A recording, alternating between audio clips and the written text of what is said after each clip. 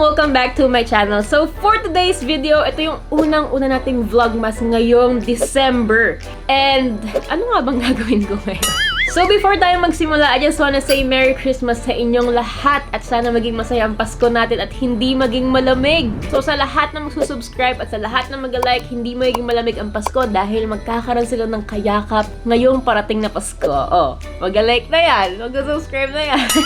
So yan nga guys, ang ating Vlogmas 1 ay walang iba kundi mag-a-unbox tayo ng Starbucks Planner 2024. Ayan, December ano pa lang ngayon pero may Starbucks Planner 2024 na ako. What? Hindi guys, ang technique lang dyan, kailangan lang naman ng 19 stars, di ba? So, simulan mo. Tapos, kapag kami mga lakad kayo ng barkada, mag-aya ka sa Starbucks, hindi mo kailangan man libre. Tapos, kapag ka magbayaran na, gamitin mo yung card mo. O, diba, napaka manggagamit lang ang dating.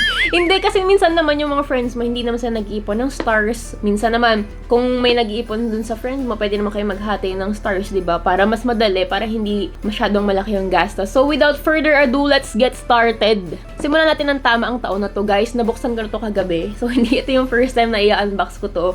Gusto ko lang din ipakita sa inyo kasi syempre, madami sa atin ang gusto ng planner sa SB. Ako talaga, gusto ko talaga ang planner ng SB kahit before pa. Pero, na-stop kasi yun nung pandemic, hindi na ako masyadong nakakalabas syempre. Tapos, pang-copy ko lang yung budget ko. Kaya ayun, ngayon na lang ulit tayo nakapag-SB planner with the help of Manana and Analogs and Maria. So, nakapag-SB planner agad tayo, guys. So, sa mga curious, make sure na tapusin itong video na to para makita nyo yung loob. So, honest review to, guys, ha. So, sa box, ayan, sa box, sobrang maganda siya kasi mukha siyang iPad talaga. Alam niyo yung parang pag ireregalo mo siya, mukha siyang pagka-aalugin. Alam, may iPad ako. Medyo malaki yung box. May plastic talaga to. Kung hindi ko to binuksan pa, may plastic talaga siyang kasama. So, buksan natin. Ayan. Ito yung card ko. Tatago ko to kasi remembrance to. Remembrance to na nakakuha ko ng planner. At remembrance to na may tumulong sa akin para makuha ko tong planner na to. Kaya tatago ko. So, pag binuksan nyo yung box, pag binuksan nyo guys yung box nitong Starbucks Planner 2024, kahit wala naman akong plano sa charis. Meron akong plano, syempre. Ang plano, unang-unang plano ko ngayong 2024. Iniisip ko na at pinagpaplanuhan ko na kung paano pa patatatagin yung relasyon namin. Hoy! Anyways, eto na. Buksan na natin. Ayan. At yung una nyo makikita, may paper siya. Nakabalot sa paper. Hindi ko alam anong tawag sa paper na to. Nakabalot sa paper tong mismong planner. At ang pinili kong kulay is pink. Kasi meron siyang gray, meron ding pink. And nagkaroon ako ng gray na planner. So, nag-pink ako, guys. Very, very babaihan muna tayo ngayong Christmas. Ito na siya. Ay, ito pala, meron pa siyang pa-letter sa loob. Hindi mababasa. So, sabi, every cup is a journey. So, ready na ba kayo makita yung pinili kong planner, guys? Baka hindi nyo kayanan kung gaano kababaihan to. Tara! Ayan siya, guys. Mukha siyang rose gold sa camera, pero pink talaga. Parang siyang rose gold nga ata to. Rose gold nga ata siya. Pero minsan tingin ko sa kanya pink eh. Tapos medyo naano lang ako, medyo disappoint ako sa ballpen. Kasi yung naka-display dun sa SB nung pinili ko, to gold yung ballpen. Ay, yung ballpen din talaga yung habol ko kasi ang ganda ng ballpen. Gold. So pagbukas ko kagabi, medyo nalungkot ako kasi black. It's not giving.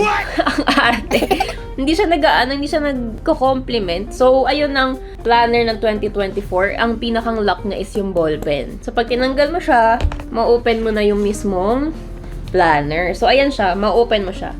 And ang unang bubungad ay yan. May mga bulsa siya. Pwede kayo maglagay siguro ng card. Kung may SB card kayo, pwede nyo doon itago. And dito sa side na to, may pocket din siya. Meron siyang kasamang ruler.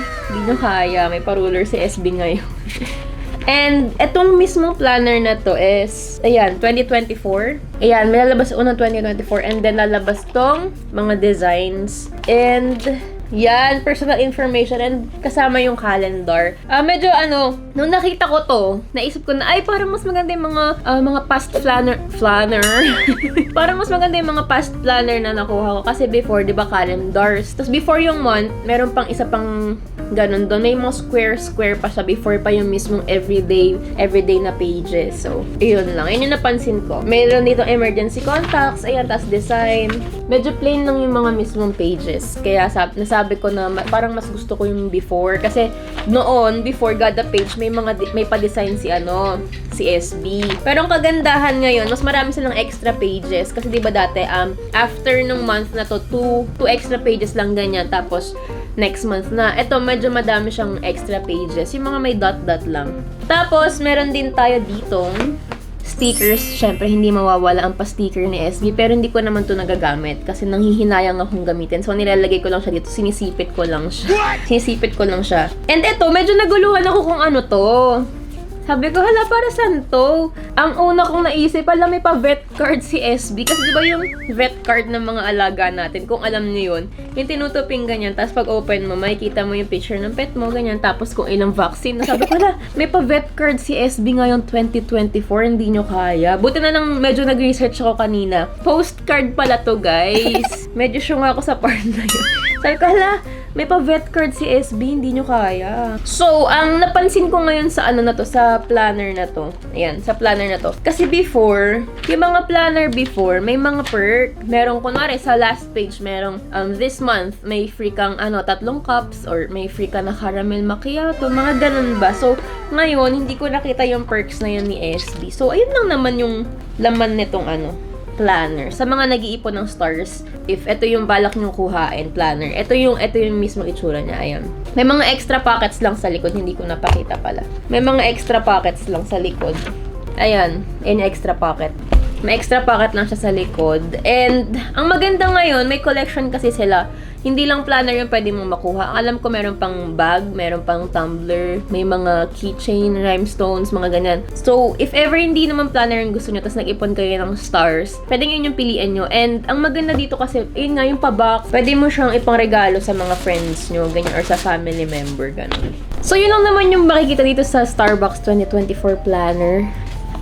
Pwede nyo siyang ipangregalo sa family member, sa friend, kung hindi naman kayo mahilig. Or pwede nyo rin namang isulat dito yung mga wishlist nyo, Christmas wishlist, Christmas plans, plano nyo next year, ganyan. Kasi ako, ang plano ko dito, susulat ko lang talaga yung mga to-do list ko para, kasi ako talaga, kahit nung college pa, nag-iipon na talaga ako ng ganito ng planner. Kapag hindi ako nakakompleto ng stars, bumibili ako ng planner sa ibang bilihan. Kasi mas feeling ko, mas productive ako pag sinusulat ko yung mga kailangan kong gawin. Hilalagay ko yung mga assignments para sa sarili, ganyan. So, ayun lang.